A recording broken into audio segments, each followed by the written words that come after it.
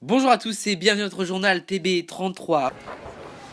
Après le centre d'ECM de Mérignac qui ferme, c'est au tour du bureau de poste de la place Saint-Projet de fermer. Un rassemblement a été organisé pour lutter contre la fermeture, continuer dans le mépris des usagers malgré la mobilisation des syndicats et la faible mobilisation du citoyen qui reste indifférent devant les fermetures de leur bureau de poste.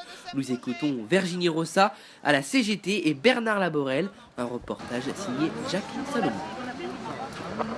Donc Virginie Rosa, représentante syndicale au syndicat CGT.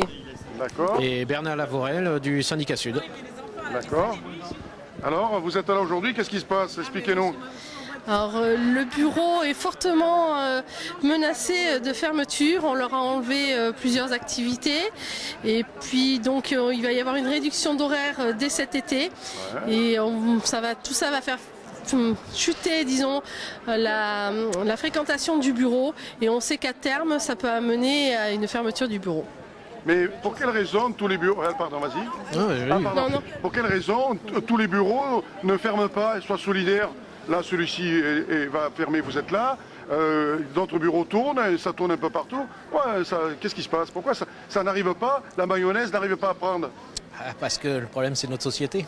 Ah, Tant que le précaré des gens n'est pas touché, les gens se disent c'est pas moi, c'est l'autre. Oui. Et c'est toute la difficulté qu'on a en tant que syndicat, c'est que pour arriver justement à solidariser l'ensemble des postiers et l'ensemble des populations de la Gironde et de France à se mobiliser pour les autres, eh ben, c'est extrêmement difficile, c'est toute la difficulté.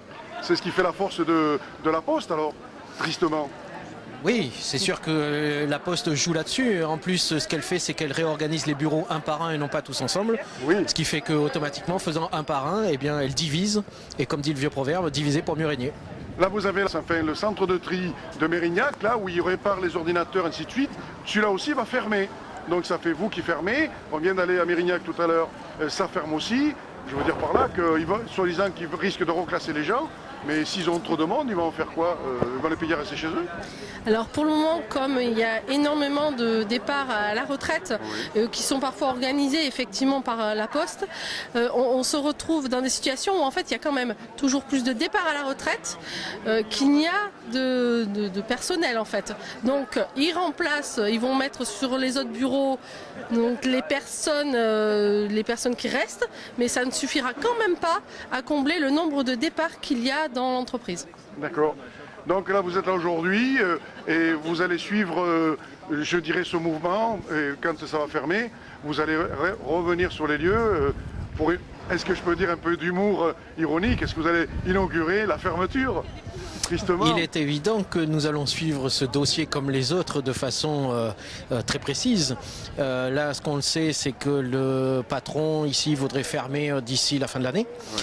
Il est évident que nous allons suivre ça de très près avec justement les commerçants du quartier qui eux-mêmes sont très concernés par la chose. Oui. Et à côté de ça, nous allons suivre aussi l'ensemble des fermetures programmées des bureaux de poste que veut faire la direction de la Gironde, puisque derrière celui-ci, il y en a environ une trentaine qui vont être fermés, qui voudraient être fermés par la direction pendant l'année 2017. Ah oui, quand même, ça fait quand même pas mal. Et il y en a eu 20 pendant l'année 2016.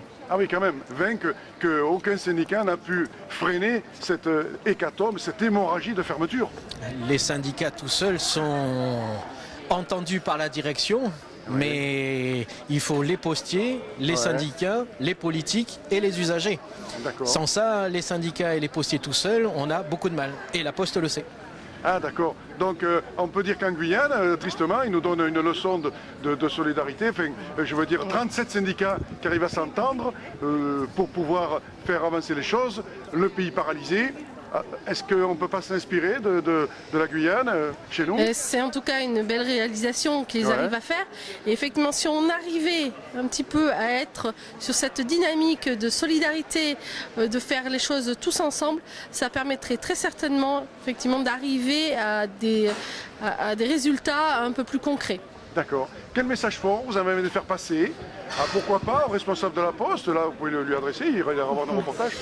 Tout simplement qu'il y en a les fermetures de bureaux, mais il y en a marre des fermetures de bureaux, que ce soit pour les postiers, parce que c'est toujours des déplacements, c'est des réorganisations tous les 2 ans, qui ne c'est pas évident, hein, effectivement, pour les personnels. Et puis pour les usagers, ça implique énormément. Donc beaucoup plus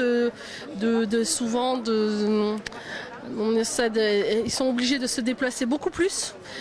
C'est beaucoup moins de services à proximité de chez soi. Donc il y a le service de proximité, le service public de proximité est en train de disparaître.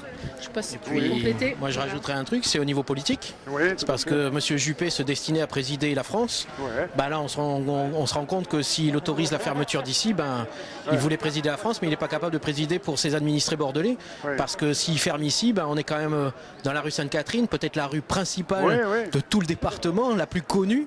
Et il serait d'accord pour fermer ce bureau de poste. Donc moi j'en appelle aussi à nos politiques que c'est bien beau de parler, mais maintenant il faut passer aux actes. D'accord.